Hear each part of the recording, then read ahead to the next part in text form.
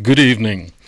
This is Akashwani and I am Nitish Kumar with the news at 9.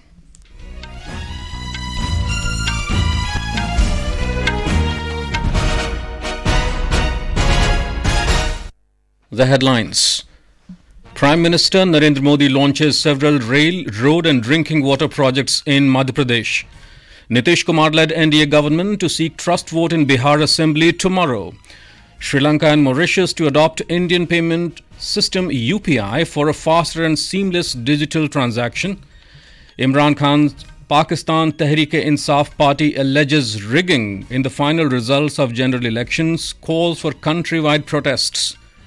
In tennis, Sumit Nagal lifts Chennai Open ATP Challenger trophy, beating Luca Nardi of Italy in the men's singles final. And in cricket, Australia lift the Under-19 Men's World Cup, beating India by 79 runs in the finals in South Africa.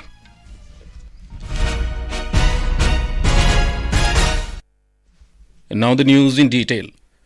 Prime Minister Narendra Modi dedicated to the nation and laid the foundation stone of multiple development projects worth about 7,300 crore rupees in Jhabua, Madhya Pradesh today. The Prime Minister laid the foundation stone of CM Rise School in Jhabua, drinking water supply scheme for more than 1,000 villages of Dhar and Ratlam, water supply schemes under Amrit 2.0 and Nal Jal Yojana in Jhabua. He launched several railway projects and multiple road development projects. The Prime Minister also disbursed monthly installments under Ahar Anudan Yojana to about 2 lakh women beneficiaries. Later, the Prime Minister addressed Tribal Mahakumbh in Jhabua. He said during the last 10 years, the government has been dedicated to the upliftment, pride and respect of the tribal society.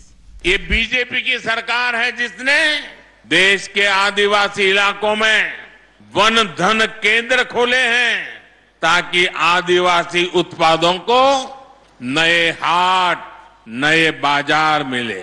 हमारे लिए जनजातीय समाज vote bank नहीं है, हमारे लिए तो जनजातीय समाज हमारे देश का गौरव है।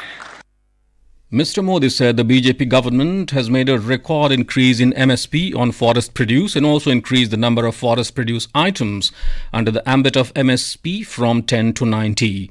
He added that Vandhan Kendras have been opened to provide new markets to tribal products. ये हमारी बीजेपी की सरकार है जिसने वन उपज पर MSP में रिकॉर्ड वृद्धि की, जिसने एमएसपी के दायरे में वन उपज की संख्या को करीब 10 से बढ़ाकर 90 के आसपास पहुंचा दिया। In Bihar, the Nitish Kumar-led NDA government will face the floor test in the State Assembly on the first day of the session tomorrow. NDA leaders have said that they will confidently prove the majority in the House of 243 members. On the other hand, the opposition RJD is tight-lipped over its strategy in the House. The incumbent Speaker, Awadh Bihari Chaudhary, who is a RJD member, has refused to budge and has not resigned. Before the initiation of the trust vote of the NDA government, Mr. Chaudhary will face no confidence motion brought by the BJP and JDU members. Chief Minister Nitish Kumar held a meeting of party MLAs in Patna this evening and briefed them about the strategy for tomorrow. RJD leader Manoj Jha alleged guidelines of Supreme Court were not followed for no confidence notice against the Speaker, Mr. Chaudhary. We have more from our correspondent. In Bihar, state capital Patna is witnessing high-paced drama before the trust vote of Nitish Kumar-led government.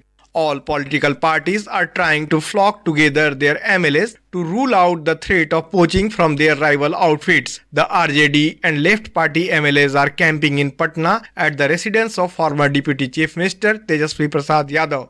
The Congress MLAs who are reaching from Hyderabad are also expected to join their ally partners. They will reach the assembly together straight from Tejasvi Yadav's residence.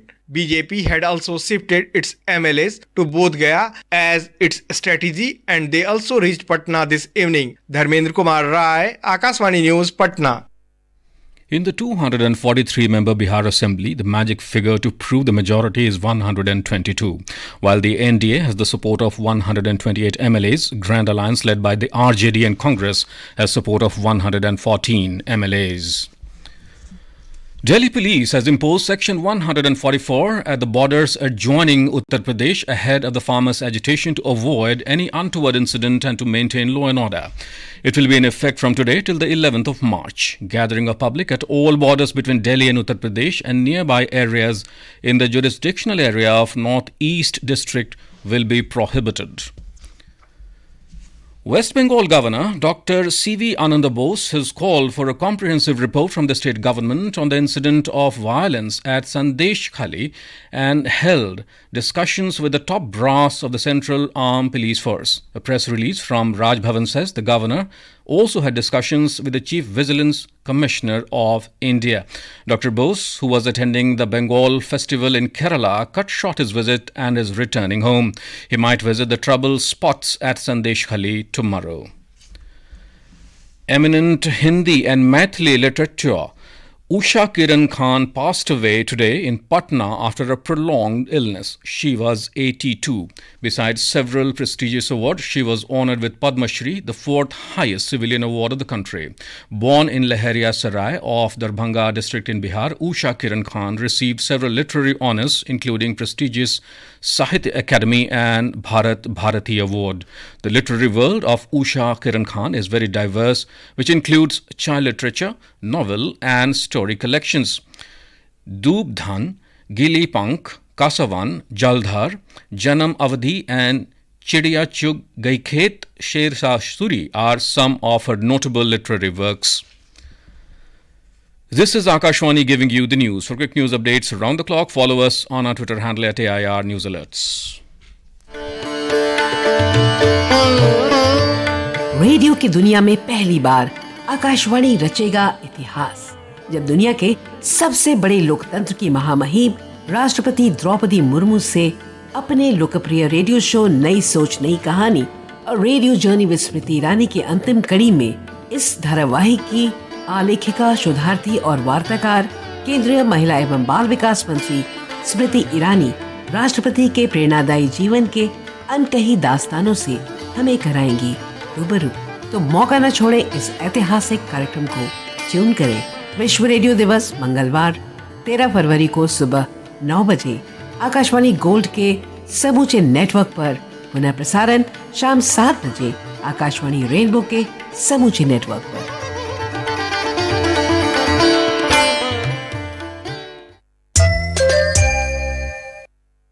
Welcome back. In Pakistan, the political future of the country remains uncertain as release of the final results has sparked new demonstrations across the country. Former Prime Minister Imran Khan's Pakistan Tehreek-e-Insaaf PTI party has alleged of poll rigging and called for protests. In a latest development, sources quoting Election Commission have reported that candidates allied to Imran Khan's Pakistan Tehreek-e-Insaaf PTI party have won 97 of the 265 National Assembly seats. On the other hand, ex-Prime Minister Nawaz Sharif's Pakistan Muslim League Nawaz PMLN has won 76 seats, while Pakistan People's Party PPP bagged 54. Other smaller parties also got seats, leading to complex negotiations over forming the government. The Muttahida Qawmi movement MQM made a surprising return in the polls by winning 17 seats, while several others grabbing a combined 20 seats. It is still unclear who will form the government, as a simple majority of 134 seats is required for a party or a coalition to form the government. Polling on 265 National Assembly seats out of a total of 336 was held on Thursday. 70 seats are reserved amid economic and political turmoil and a rise in terror attacks. In Indonesia, supporters of presidential candidates have flooded the streets in Jakarta and various cities, marking the final campaign rallies. On Wednesday, the election in Indonesia will not only choose a new president and vice president, but also local and parliamentary representatives. The prominent contenders for presidential elections include former governors Ganjar Pranowo and Anies Baswedan, along with former Special Forces Commander Prabowo Subianto. India's fintech interface UPI is set to be launched in Sri Lanka and Mauritius tomorrow. In Mauritius, RuPay card services of India will also be launched. The interface will be linked to Lanka QR. Prime Minister Narendra Modi, along with President of Sri Lanka, Ranil Wickremesinghe, and Prime Minister of Mauritius, Pravind Jugnauth, will witness the launch. The launch will enable availability of UPI settlement services for Indian nationals travelling to Sri Lanka and Mauritius, as well as for Mauritian nationals travelling to India. We have more from our Colombo correspondent. With the launch of UPI in Sri Lanka and Mauritius tomorrow, India continues its commitment towards sharing developmental experiences with partner nations. The launch is seen to benefit a wide cross-section of people across Sri Lanka and Mauritius, with whom India shares robust cultural and people-to-people ties. As India remains the leading source market for the tourism sector in Sri Lanka, this launch is expected to benefit Indian travellers as well as the Indian diaspora across the island. Indian tourists will be able to make transactions in Indian rupees on UPI-enabled apps without going through the hassle of converting currency notes. The event will also feature launch of RuPay mechanism in Mauritius, facilitating the usage of RuPay cards in both India and Mauritius. For Akashvani News, Ahmed Moin Farooqi from Colombo. In Bangladesh, World Unani Day was observed today at Hamdard University, Dhaka. World Unani Day is celebrated on February 11th in honor of famous Indian Unani scholar Hakim Ajmal Khan, marking his birth anniversary. On the occasion, a discussion and seminar were held at the auditorium of Hamdard University. The university invited the High Commissioner of India to Bangladesh, Pranay Verma, as a special guest for the event. In tennis, India's top-ranked Sumit Nagal has lifted the Chennai Open ATP Challenger trophy, defeating Luca Nardi of Italy in straight sets in the finals today. Sumit emerged victorious by 6-1 and 6-4 on way to his fifth Challenger title. With this win, Sumit enters the top 100 in the next week's ATP rankings. The second-seeded Indian will be the first man since Prajnesh Gunneswaran in 2019 to breach the top 100 barrier. The Chennai Open is the first in a series of ATP Challenger 100 events to be held in India. And in cricket, Australia have won the Under-19 Men's ODI World Cup, beating India by 79 runs in the finals at Benoni in South Africa. Chasing a target of 254 runs, Team India was all out for 174 runs in 43.5 overs tonight. Earlier, Australia had scored 253 for 7 wickets in the stipulated 50 overs. President Draupadi Murmu today witnessed the ceremonial changeover of the Army Guard Battalion stationed at Rashtrapati Bhavan. In her brief remarks on the occasion, the President appreciated the officers and soldiers of the outgoing 6th Battalion of the 6th Regiment for following the highest standards of military traditions and for performing the duty with full dedication at Rashtrapati Bhavan. She welcomed the 1st Battalion of the 5th Gorkha Rifles and expressed confidence that they will set a new benchmark in Rashtrapati Bhavan during their tenure following their glorious history of 166 years. And now, before we end the bulletin, the headlines once again. Prime Minister Narendra Modi launches several rail, road and drinking water projects in Madhya Pradesh. Nitish Kumar-led NDA government to seek trust vote in Bihar Assembly tomorrow. Sri Lanka and Mauritius to adopt Indian payment system UPI for a faster and seamless digital transaction. Imran Khan's Pakistan Tehreek-e-Insaaf party alleges rigging in the final results of general elections, calls for countrywide protests. In tennis, Sumit Nagal lifts the Chennai Open ATP Challenger trophy, beating Luca Nardi of Italy in the men's singles final. And in cricket, Australia lift the Under-19 Men's World Cup, beating India by 79 runs in the final in South Africa. For details of these stories and more, log on to our website newsonair.gov.in and News on AIR app. And that's all in the news at 9. Good night. पापा, आपका scooter 2 पहियों पे चलता है, फिर पीछे extra पहिया क्यों? क्योंकि अगर कोई पहिया पंचर हो जाए तो एक्स्ट्रा पहिया तुरंत काम आए। आप, मैं और मम्मी तो एक ही कमरे में सोते हैं, फिर दूसरा कमरा क्यों? कोई मेहमान आए तो उसको कहाँ सुलाइएगा? कल के लिए तैयार रहना पड़ता है बेटा। फिर शौचालय में एक ही गड्ढा क्यों?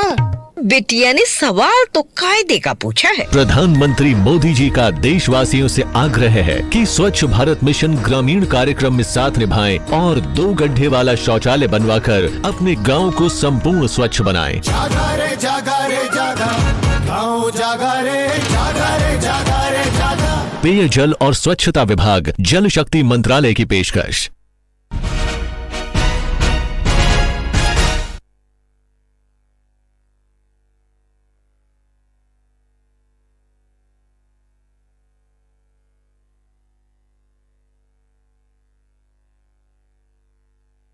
This is Akashvani. In the program Spotlight, now we bring you a discussion on important bills passed by Parliament in the budget session.